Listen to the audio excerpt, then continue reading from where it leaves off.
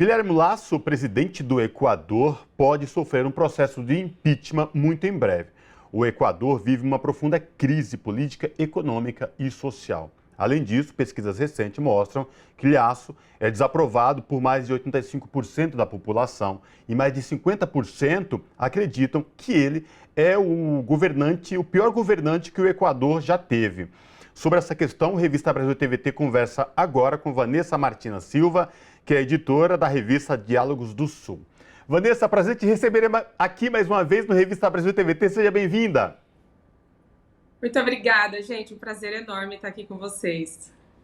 Vanessa, em outras ocasiões, a gente já tinha falado do Equador, de eleições regionais. Mas agora a situação do presidente Guilherme Lasso, ela tende a se complicar mais ainda e fala-se, inclusive, em processo de impeachment. Vanessa, eu queria que você trouxesse para os nossos telespectadores aqui da TVT e ouvintes da Rádio Brasil Atual como é que está a situação real hoje lá no Equador, situação, né, política e econômica e esse possível processo de impeachment de Guilherme Lasso. Bem, então, a situação dele é realmente muito grave em termos políticos. A Corte Constitucional do país aprovou que a Assembleia inicie o processo.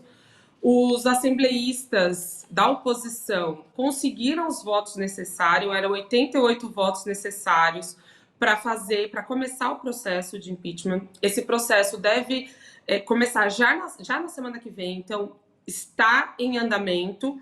E o Lasso deve, aí, no máximo, até o começo da outra semana, se apresentar na Assembleia do Equador para dar a sua versão. É importante fazer só uma ressalva, porque aqui no Brasil o impeachment tem uma conotação muito técnica e supostamente jurídica, né? Tanto que o que aconteceu com a Dilma foi um golpe, porque não havia crime algum. No Equador, esse processo eles chamam em espanhol juízo político, ou seja, não é tanto pela questão criminal, é mais pela questão política mesmo. Então, a acusação contra ele é de um possível peculato no contrato de uma empresa petroleira. E qual que é o crime do Lasso em si? A responsabilidade política por ter permitido que esse peculato eventualmente tenha acontecido. Então, soma-se ao peculato toda a crise política que a gente tem, uma crise violenta, de violência econômica e principalmente, né, de representação com relação à população. Tivemos enormes protestos no país e o Lasso tem uma liderança muito débil, né? Ele não consegue governar e não consegue aí ter aprovação da maioria dos cidadãos, né? Exatamente, houve um derretimento nessa avaliação da população sobre a governança dele. Agora, você falou em violência, né? Nesse meio de campo dessa discussão do impeachment do presidente Lasso, ele autorizou o porte de arma ali da população equatoriana, com uma justificativa de que seria uma ação de segurança da população frente ao narcotráfico e ao crime organizado ali no país. Não é contraditório essa posição do presidente, já que, no final das contas, a segurança pública deveria ser algo que o Estado equatoriano, no caso, deveria dar suporte à sua população com isso? Não, exatamente isso. E o que a gente está vendo no Equador é muito emblemático, porque, assim, durante o governo de Rafael Correa, que foi um presidente de esquerda, um presidente que fez aí todo um processo chamado Revolução Cidadã, o Equador foi um dos países mais seguros de toda a América Latina. É um país pequeno, então a sensação de segurança lá é bem diferente da que nós temos aqui no Brasil, por exemplo, né? Uma cidade grande como São Paulo ou Rio de Janeiro. Em 2018, só para fazer uma comparação, 52% dos equatorianos se sentiam seguros. Hoje, a situação é tão absurda, tão violenta, que 64% dos equatorianos se sentem inseguros. E como é que o governo responde isso? Responde com um projeto governamental? Não, responde com a privatização da responsabilidade. Então, nós vamos armar a população e cada um por si. Isso, obviamente, só agrava a situação.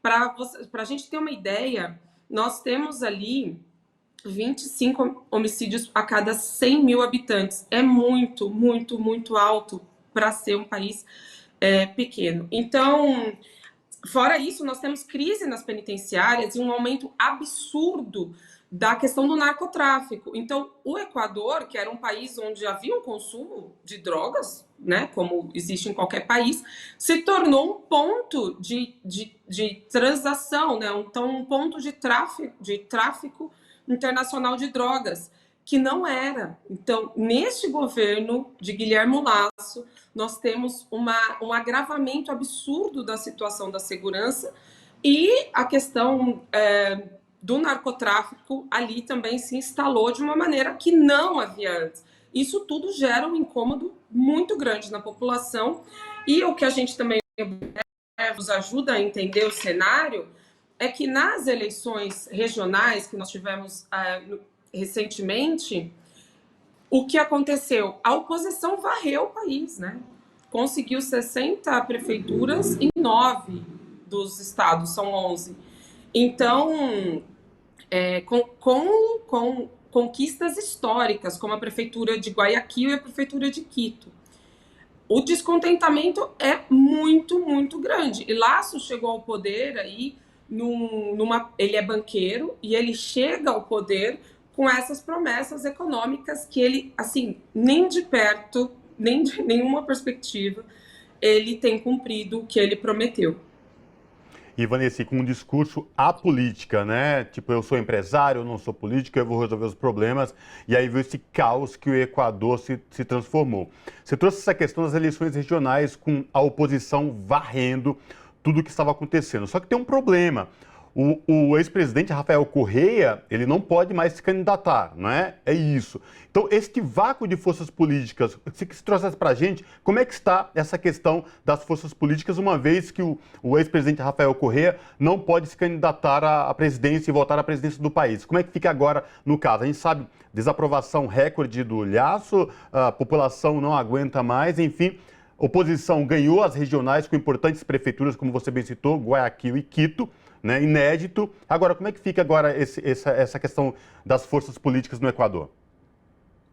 O Equador é uma das piores situações de lawfare da América Latina. Então, não só o lawfare contra o próprio presidente Rafael Correa, como também do ex-vice-presidente que está detido já há anos e não há uma condenação conclusiva, né? Faltam provas e abundam, assim, sobram evidências de que há uma perseguição contra a oposição.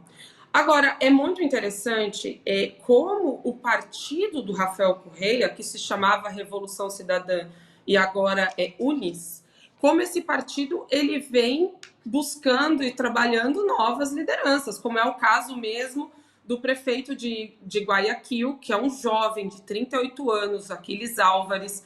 Nós temos também o Pavel Lopes, que é que vai governar, que está governando, né, Quito. Então, assim, surgem novas lideranças, tem novas lideranças dentro do partido, lideranças interessantes. E a perspectiva com esse impeachment, com esse julgamento político, a perspectiva é também que, na verdade, existe uma situação no Equador que é muito peculiar, que é um processo chamado morte cruzada. Então, o Lasso é tipo assim, eu vou cair atirando, mas literalmente quase, porque eu vou derrubar vocês também. Então, o Lasso, ele pode, diante de uma evidência, porque até o momento não há, ele precisa de 92 votos, a oposição precisa de 92 votos para confirmar o impeachment. Eles tiveram 88 na aprovação que necessitavam. Para 92 faltam alguns, como né, se evidencia. O que o Lasso pode fazer na iminência de queda é renunciar para manter aí sua honra ou chamar a morte cruzada, que é a destituição de todo o Congresso e a convocação em 6 meses de novas eleições. A oposição da parte, né, do que era a Revolução Cidadã, da parte do correísmo, na verdade aposta nisso. O Lasso até pode concorrer à reeleição, e todos os congressistas também podem concorrer à eleição, mas a perspectiva do correísmo é daí trazer e fazer um novo presidente, porque simplesmente destituir o Lasso, nós teremos aí um vice-presidente que é muito apagado, é uma pessoa completamente inexpressiva na política e que dificilmente teria pulso e condições de tirar o Equador dessa crise que ele se encontra. Diante de uma possibilidade de novas eleições, diante de uma possibilidade de um outro cenário político, a situação do próprio Rafael Correa pode se alterar, porque pode se dar condições para que ele tenha um julgamento digno, para que ele seja aí, para que não haja, né, a perseguição, o lawfare, que neste momento ocorre contra ele. É isso, então. Conversamos com Vanessa Martina Silva, que é editora da revista Diálogos do Sul. Vanessa, muitíssimo obrigada por participar conosco aqui mais uma vez e trazer esses esclarecimentos sobre o Equador. É sempre muito importante a gente saber o que está acontecendo na nossa América Latina aqui. Com certeza, gente. Agradeço muito o convite, muita oportunidade e sempre aqui atentos, atentas à nossa América e o que acontece por aqui no nosso continente. Obrigada, até mais. Abraço.